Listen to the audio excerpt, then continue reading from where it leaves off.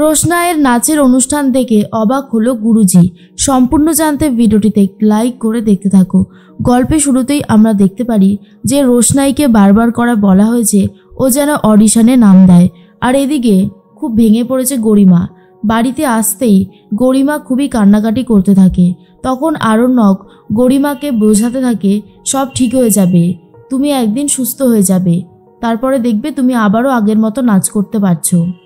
তখন গরিমা বলে, থাক না আরণ্যক, আমাকে এই সমস্ত মিথ্যে আশ্বাস দিতে হবে না, এই সমস্ত মিথ্যে আশ্বাস আমি চাই না।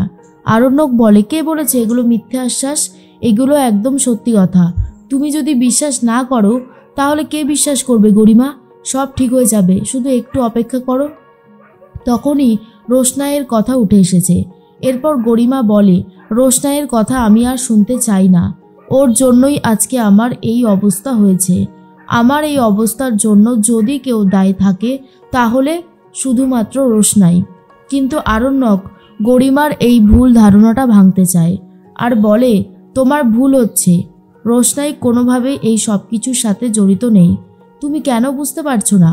তুমি একটা কথা জানো না, সেই জন্যই এই কথাগুলো বলছো। সুরঙ্গমা চাইছে কোনোভাবেই যাতে সত্যিটা না জানতে পারে গরিমা। যদি সত্যিটা জেনে যায় গরিমা তাহলে বিপদ সুরঙ্গমার, সেই জন্যই সুরঙ্গমা কাউকে বলতে দিতে চাইছে না। এদিকে অডিশন শুরু হবে, তখনই চলে এসেছে গুরুজি আর রোশনাইয়ের গুরুজি, অর্থাৎ দুই গুরুজি। তখন রোশনাইকে যে নাচ শিখিয়েছে সেই গুরুজি আরেক বড় গুরুজির সাথে কথা বলে।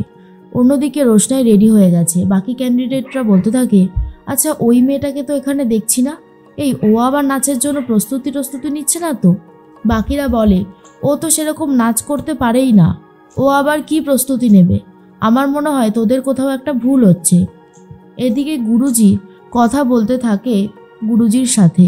তখনই বলতে থাকে যে আপনি এখানে রয়েছেন, আপনাকে দেখে অনেক বেশি ভালো লাগছে। রোশনাইয়ের বাবা তখন বলে, রোশনাই তো নিজেও জানে না এই গুরুজি হলো তার বাবা। তখনই বড় গুরুজি বলতে থাকে, হ্যাঁ আসলে আমাকে এখানে ডাকা হয়েছে, তাই তো আমি এসেছি। রোশনাই নাম দিয়েছে কিনা সেটা আরেকবার জানতে চাইছিল গুরুজি। তখন দুটো ছেলের সাথে কথা বলে, ওনারা জানায় রোশনাই অবশ্যই নাম দিয়েছে। গুরুজি ভাবে, যাক রোশনাই যে চান্স পাবে আমি 100% শিওর। ওর মধ্যে একটা ট্যালেন্ট আছে, যেই ট্যালেন্টটা সবাই দেখতে পায় না, কিন্তু আমি শিওর এখানকার বড় যারা গুরুজনরা আছে, যারা জাজেসরা আছে, তারা সবাই দেখতে পাবে। গরিমার মন খারাপ হয় এই অনুষ্ঠানটার জন্যই, কারণ এই অনুষ্ঠানটায় অংশগ্রহণ করবে বলে ঠিক করে রেখেছিল গরিমা। তখনই বড়মা বলে, গরিমা তুমি যা যা খেতে ভালোবাসো আমি সবই রান্না করেছি আজকে, চলো। কিন্তু গরিমা তখন বলে, না বড়মা, আজ আমার খেতে একদমই ইচ্ছে করছে না, আমার ভালো লাগছে না খেতে, আমি খাবো না। তখনই বড়মা বলে, এরকম বললে কি করে হবে, তাই না? তুমি এরকমটা বলো না। কিন্তু কোনোভাবেই শুনতে চায় না গরিমা। অন্যদিকে তনুশ্রী তখন বলে, গরিমা তুমি একটু শান্ত হও, কান্নাকাটি করো না, চোখের জল ফেললেই তো সব ঠিক হয়ে যাবে না বলো, তাহলে কেঁদে কেটে কি লাভ হবে?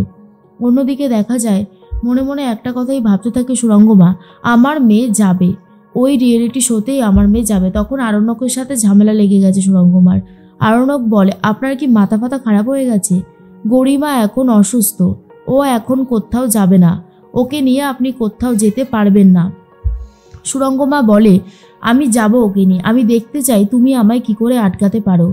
আরণ্যক বলে, আপনি সত্যি কি বুঝতে পারছেন না যে ওর পক্ষে এখন নাচ গান করা সম্ভব না? নীলাব্জও তখন একই কথা বলতে থাকে আর বলে, আমি আরণ্যকের সাথে একদম একমত, সুরঙ্গমা তুমি এই জিনিসগুলো করো না। কিন্তু সুরঙ্গমা একদমই কথা শুনতে চাইছে না। অন্যদিকে দেখা যায় রোশনাইয়ের নাচ শুরু হয়ে গেছে, আর সবাই তো রোশনাইকে দেখে অবাক হয়ে যায়। রোশনাই যে নাম দিয়েছে সেটা তো কেউ জানতো না, তাই আরও রোশনাইকে দেখে অবাক হয়ে গেছে। এর মধ্যেই গুরুজি বলে, এই মেয়েটা এত সুন্দর নাচ করে, আচ্ছা এই মেয়েটা কি আপনার কাছে নাচ শিখছে? তখন রোশনাইয়ের গুরুজি বলে, আপনি কি এই মেয়েটাকে চেনেন? গুরুজি আর কিছু বলতে পারে না, কিন্তু রোশনাই এত সুন্দর নাচ করতে থাকে যে যারা জাজেসরা রয়েছে তারা তো খুব মুগ্ধ হয়ে রোশনাইয়ের অনুষ্ঠান দেখছে আর খুব বাহবাও দিতে থাকে। গুরুজি বলেছিলাম না, রোশনাই এমন একটা মেয়ে যে এত সুন্দর নাচ করে, সে পর্দার আড়ালে থাকতে পারে না, ওকে আমি সবার সামনে নিয়ে আসবো, আরও বেশি করে সবাই ওর নাচ দেখবে, ওর প্রশংসা করবে, এটাই হবে ওর সবথেকে জীবনের বড় অ্যাচিভমেন্ট।